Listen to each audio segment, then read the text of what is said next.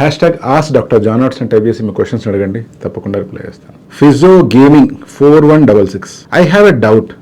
If we use minoxidil and finasteride 1 mg for years, then the wholesome effect of them on our body significantly decreases. Because our body is a great system. In over time, it can overcome the effect of medications we take. If yes, what should I do? మీరు అడిగినది చాలా legitimate question.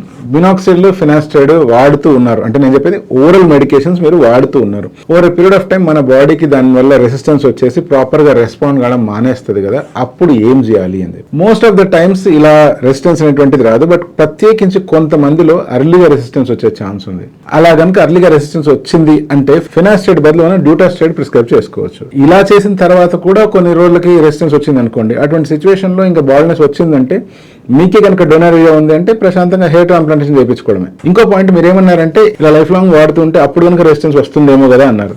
నిజానికి మనం ఎప్పుడైనా కూడా ఈ medications life long వాడము. ఎందుకంటే సపోజ్ ఒక 35 years ఏజ్ ఉన్న వ్యక్తికి బాల్నెస్ వచ్చింది అనుకుందాం, లేదా అర్లీ స్టేజెస్ ఆఫ్ బాల్నెస్ వచ్చింది అనుకుందాం.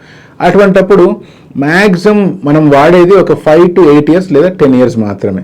అది కూడా రెగ్యులర్గా చెకప్ చేసుకుంటూ వాడతాము. యూజువల్గా మన స్కాల్ప్ పైన హెయిర్ మీద మోజు కానీ ఇంట్రెస్ట్ కానీ మన సెల్ఫ్ ఇమేజ్ హెయిర్ వల్ల ఇంప్రూవ్ అయ్యే ఫ్యాక్టర్స్ కానీ ఒక సర్టన్ ఏజ్ వరకు మాత్రమే ఉంటాయి. దాని తర్వాత అందరికీ హెయిర్ మీద ఇంట్రెస్ట్ తగ్గిపోతుంది.